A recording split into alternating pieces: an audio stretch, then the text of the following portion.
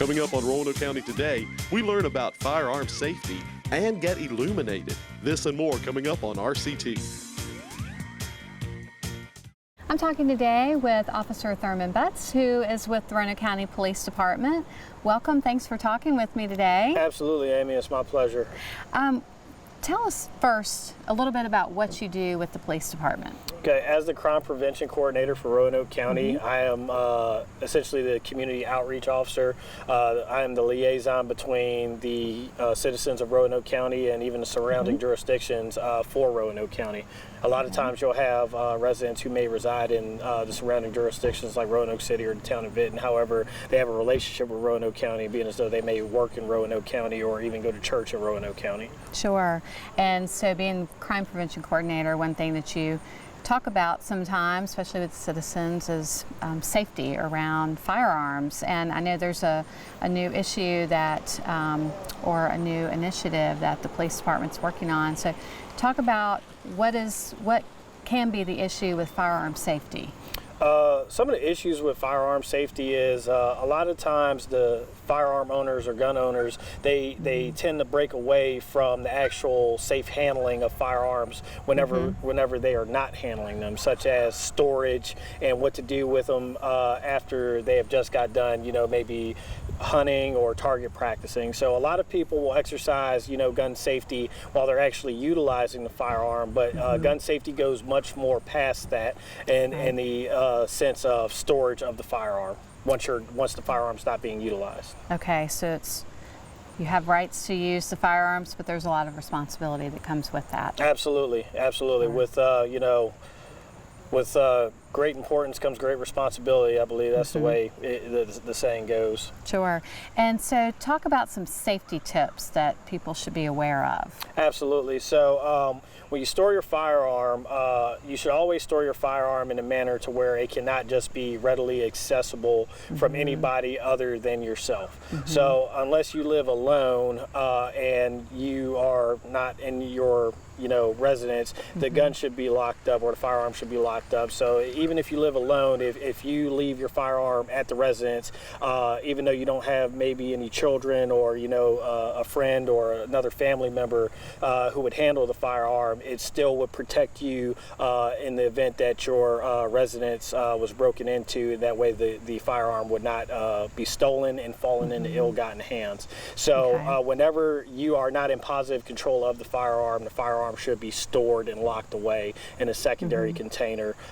There are a multitude of different firearm safety storage devices out there, from your little lockbox safes all the way up to very intricate gun safes that can hold up to 30, 40 firearms. Okay, and so talk a little bit about those types of devices that people should use. Yes, ma'am. So you have several different styles of lock boxes, some that are actuated with just a normal lock and tumbler system. They can be open and secured with the key. They have some that are able to be secured biometrically. They even have some nowadays that can be unlocked by simply using your voice.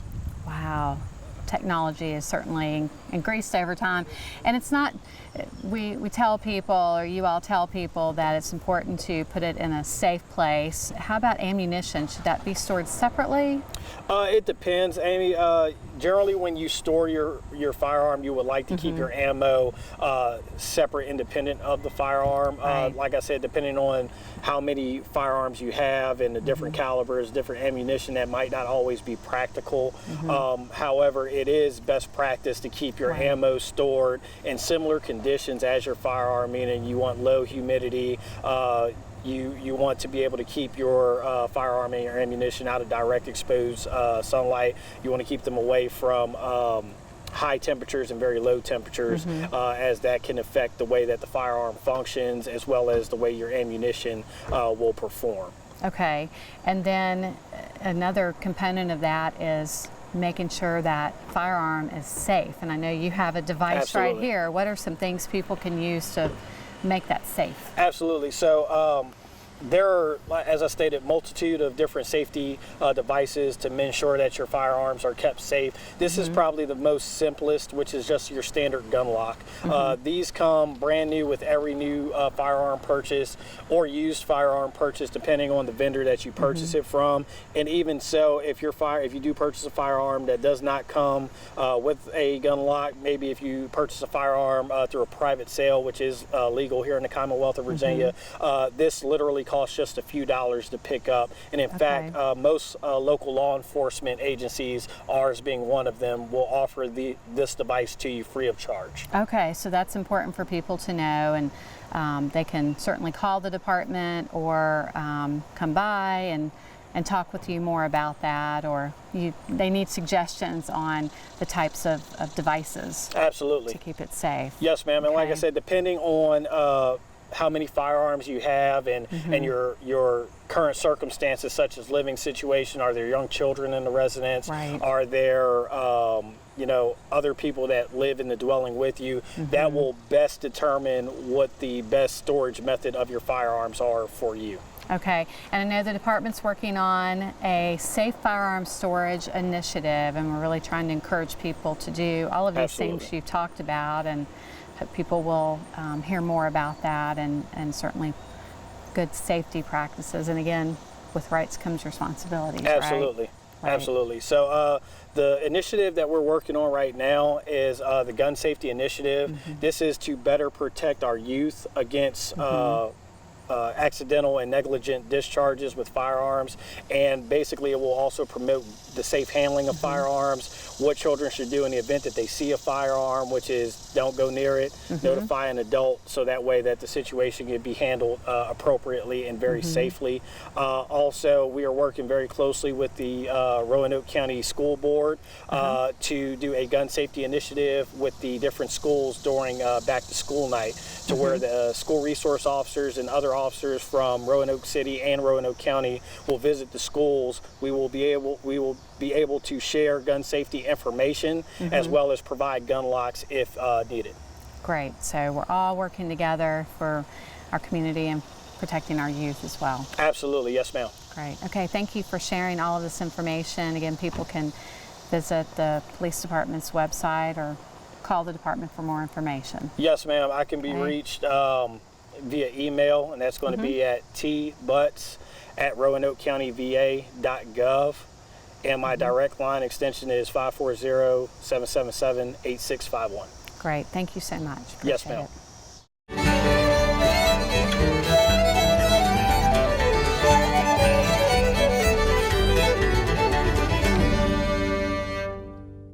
I'm out here today at Explore Park talking with Doug Blount, who's the Director of Parks, Recreation, and Tourism for the county. Glad to talk with you today. Thank you for having me. Yeah, we are talking to you often about all kinds of things going on in Explore Park, and there's a brand new thing that's coming up. It's called Illuminights. So tell us a little bit about what that is. Well, Illuminights is going to be an outdoor Christmas walking light display to where you're able to come out with friends, families, loved ones, and be able to celebrate the holidays and being able to do it outdoors. So it's an interactive way to be able to get up and close with light, Christmas lights, and different type of displays, and really celebrate with a festival environment. Right. And there was a recent press conference and announced a co-sponsor for that. Who is that? We have a lot of wonderful sponsors that are partnered with Center in the Square in Roanoke County to be able to host this event. We have Grand Home Furnishings, we have Cox Communications, Carillion, Children's Hospital, as well as a variety of other different level sponsors to be able to come together to be able to provide this type of positive holiday event so that all can get out and celebrate together. Sure. And talk about Center in the Square. Why were they chosen, and what will they bring to this event? Well, it's very fortunate. Center in the Square is an organization that's been around for well over 35 years, and they have a wealth of experience in being able to attract tourists to the area, being able to bring volunteers together. Plus, they have a very, very positive message of education as a part of their mission there in downtown Roanoke. And we really felt that their positioning in the community, along with their different professional staff and their philanthropists that serve on their board, was really a good alignment for Roanoke County to be able to partner to offer this quality event. Right. And what will people see when they come out here? Well, we're going to transform Explorer Park into a winter wonderland. When you come out, you'll be able to see Santa's Workshop. You'll be able to see over 500,000 Christmas lights. So it will be a 90-minute experience, as well as the festival with Santa's Workshop that you'll be able to stay behind, be able to see Santa, be able to take your children into what we call our children's shopping area, where they can buy gifts for their siblings, for their parents, grandparents, and at a very economical cost. And then we have volunteers that will help them to wrap the gifts to be able to give to their loved ones. So we're really trying to make this a true family experience, and to where anyone of all ages and abilities can come out and enjoy the Christmas lights. Right. It's very unique to have this kind of event here, so I'm sure it will be very well attended. And when will that event start? Well, the event's going to kick off Thanksgiving weekend, and will run through the end of December. So you'll have about 6.5, 7 weeks to be able to come out and enjoy this holiday experience. It will run Thursday through Sunday each evening, and then we'll have some other special events that will be placed inside of each of the different nights. So folks will definitely want to be able to go to Roanoke County's website, get more information on the event and some of the theme nights that we'll have available. Okay, and how will people get around in the park? Will they ride, walk? They'll be able to park in the different parking areas. We're also going to have shuttling from different locations to where you can be brought in by bus. And then once they get here into what we call our Adventure Village here at Explorer Park, they'll be able to walk throughout the complex and be able to walk on a 3/4 mile trail to be able to have their Christmas experience. Oh, great. And is it handicap accessible It as well? is, yes. Very good. So you're reaching out to everybody, and as you said, every member of the family can find something to do out here. That's exactly right, and that's what Christmas is about, to be able to celebrate the holidays, and we want it to be able to be where folks can come out and enjoy it at their own pace, the way that they want to be able to celebrate. Wonderful. And if people are looking for more information, where can they go? They can go to our website at RoanokeCountyVA.gov. Okay, great. I'm looking forward to it, and I think it's going to be a fun event for everyone. Thank you. Thanks. I'm here today at the Department of Social Services talking with Chastity McMillan and Amber Tiller. Welcome to our show. Hi, thanks for having us, Amy. You know, a lot of times in social services there are a lot of services behind the scenes that people don't always see, so it's great that we have the opportunity to talk to you all about what some of those things are. I know, Chastity, you're going to talk a little bit about Child Protective Services, and tell us how a family comes into that ongoing unit. Sure. So when the department receives a valid child abuse or neglect report, the CPS investigation unit has approximately 45 days to work with the child and family. At the end of that 45-day period, if the family request or still need further services, or if the court has become involved, it comes to the CPS ongoing unit. Okay. And then what can a person expect working with that unit? Family engagement is very critical. We want families to feel valued and respected, and that they have something to share that's really valuable to our planning. So within the first 30 days, we sit down with the family to develop a service plan, and that is simply a process of matching their needs and objectives with services that can meet those needs. So what we do is we identify, for example, if a parent needs to take a parenting class, or if they need to do a substance abuse treatment, or if a child in the home needs outpatient therapy or in-home therapy. We identify that as an objective, and we identify a provider who can help them meet those goals. We also set target dates to review the plan, and some services are court-ordered, so that makes things more simple sometimes. Parents can refuse services. However, then at that point, the agency would need to make a decision if court involvement would be necessary to order those services. And other factors go into that decision, such as the age of the child, the risk factors, etc. And that's something that we usually talk about with our agency attorney first. Sure. We do have access for funding. We never want money to be the reason why a person can't get the help that they need, so we can access all kinds of services. We try to get very creative with that. We have several funding sources that we can pull from. And at the end of the day, we just want families to feel like that they have a buy-in and that their progress is dependent on the success of their case and their family. And then Amber, talk a little bit, what does it look like if children have to come into the foster care program? What does that look like? Yeah, sure. So the cool thing about CPS and being able to continue that ongoing is that the children are not coming into foster care at that point. So while the state and our teams are helping them out, they're able to stay within their families, and that is our main goal over and over. So when children do have to come into foster care, it's either predominantly because the risk factors have gotten too high and it's just not safe for them to be in the home. Even if our teams are still working with them and we find that it's unsafe, then we end up with a child coming into care, and at that point they are placed usually with one of our local foster homes or with a therapeutic foster home, depending on the amount of their needs. And by that point, we've usually exhausted things that CPS has worked with, such as their family and their relatives and people that they've already tried to place with. So at this point, they are placed with one of our local homes who they're not generally going to know.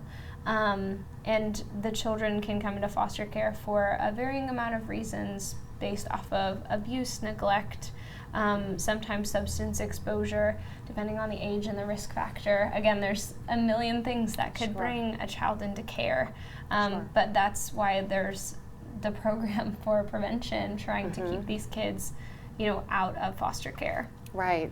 And what is foster care prevention? I know that's a program you work closely with too. Yes, ma'am.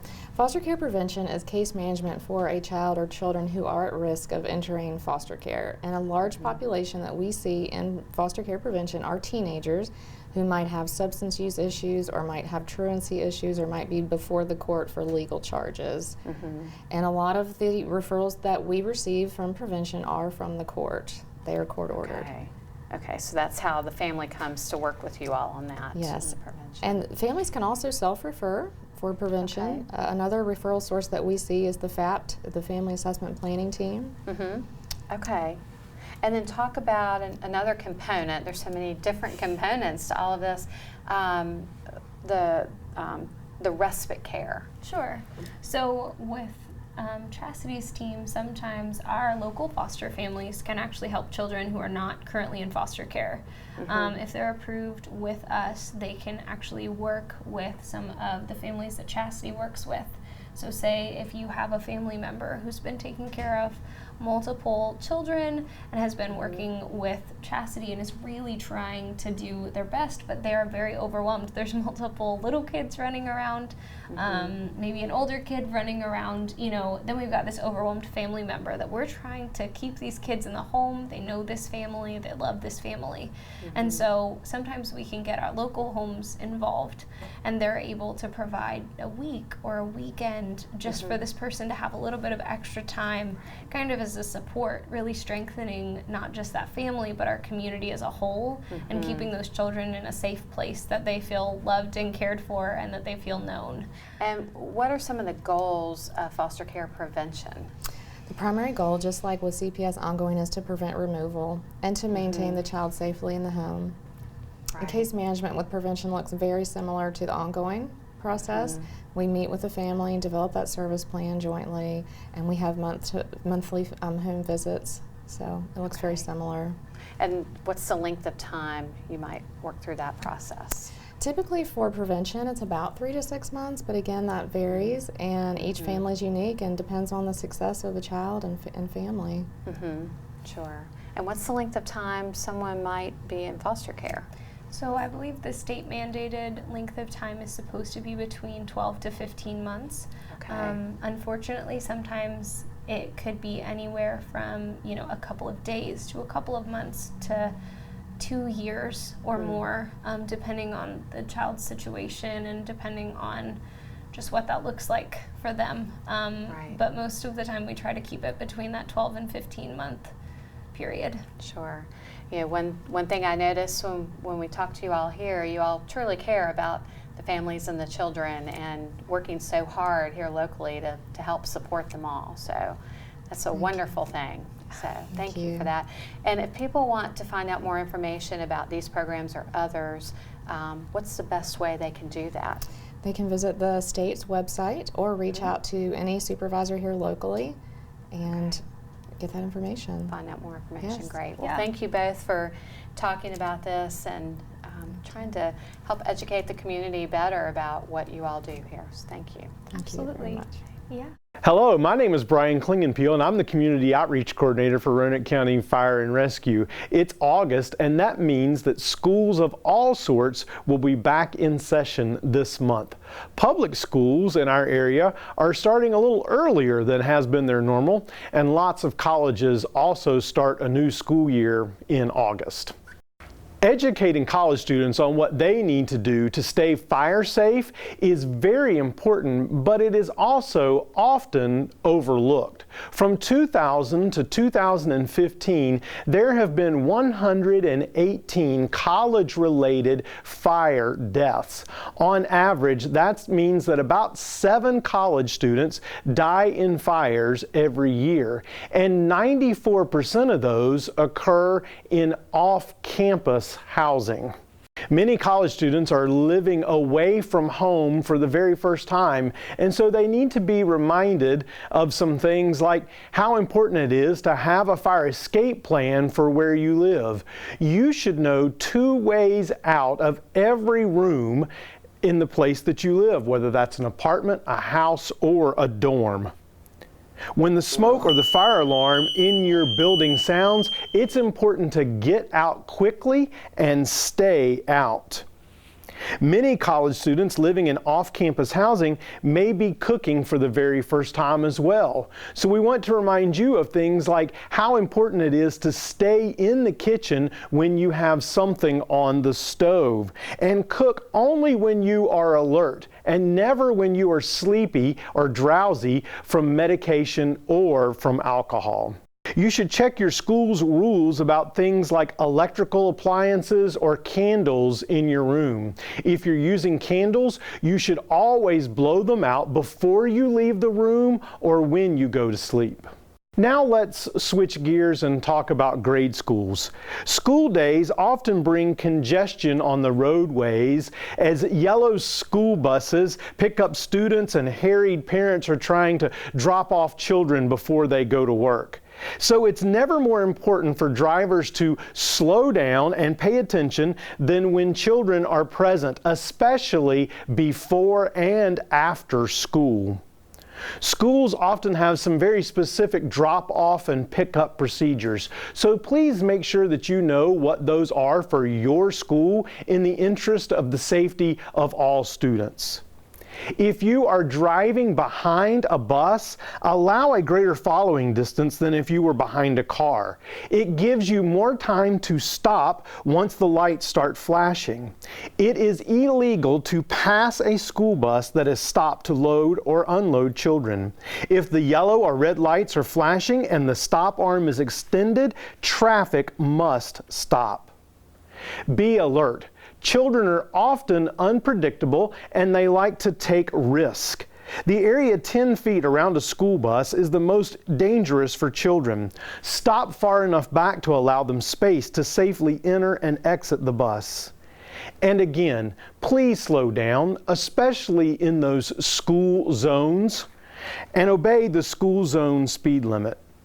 It's an exciting time of year as schools start back and college students start their higher education careers. So Roanoke County Fire and Rescue wants to wish all students and parents a very safe and happy school year. For more information on any of these safety tips or others, you can contact me directly at 777-8718, or you can find us on the web at roanokecountyva.gov/fire rescue.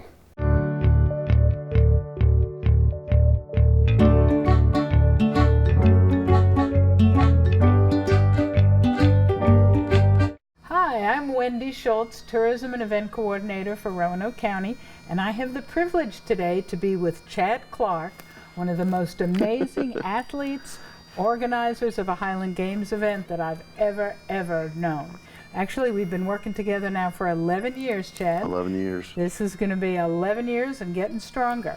bigger and better every year. Yeah, and I think this year, you know, I was looking at everything, and you've added so many things over the years, and I know this year we're even taking the music to a new level, and I know that's been very important to you. Yeah, Obviously, absolutely. the games themselves, we have some international competitors.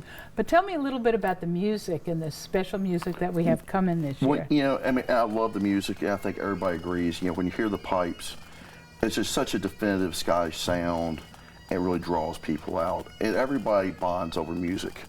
So, you know, so this year, of course, I have to always mention first our good friends, Virginia Highland Pipes and Drums, because like me and yourself, they've been there every year supporting us. Yep. They're local. They're right here in the valley. They do so many good things around the community. So they always do our opening ceremonies for us, and they'll be performing several times throughout the day. Their friends, the Shenandoah Pipes and Drums, will be coming in and performing as well. So that's 2 pipe bands. We have a few solo pipers that will also be performing. So again, more music, more pipes, more drums, and that's just the start. Right, I know, I know. So on top of that, we have some local fiddlers that will be performing. We also have some other Celtic musicians, Barry and Luthien. They'll be performing. They've been supporting the games for a lot of years, so it's nice to have them back and show some support and love for them. But the real centerpiece and focal thing will be the Celtic rock band Sire. You know, for years we've been really wanting to get, you know, a large, great band there. They're great. They're my friends. You know, they're bringing their fans with them. It should be a great turnout. You've done a great job in recruiting new athletes. I know this is the first year we're having international competitors. We'll have several people come down from Canada, and it's an absolute honor to have them. Hopefully that's something we can grow every year, get more and more international people down here. And it helps us out. It also gives the exposure to the athletes so much more. And the athletes that we're having from Canada are actually competing in the women's elite class. This year, so far, we've got 13 clans that have signed up to participate. Can you tell the folks a little bit about what they can expect from that? You know, and that's another important piece of the puzzle to me, because culture and history are so important. You know, in today's time, it's such a disposable society. But as these games fade away, they don't come back. So that's why it's my goal to keep these things continued and keep the legacy and the culture and history alive. And what these clans and societies do is, say the average person comes up, they can look, compare, all right, this is Clan Campbell. And they can see, the history of people with that last name, or what other last names tie into Campbell. The French German will be here, Porterhouse Catering, and both of them have been longtime supporters of the event, and we appreciate them so much. We're bringing in a traditional Scottish food vendor, the Scottish Cottage. And shopping. Lots of vendors. Lots of vendors. We're already up to 20 vendors right now. Exactly. So plenty of things to do along those lines.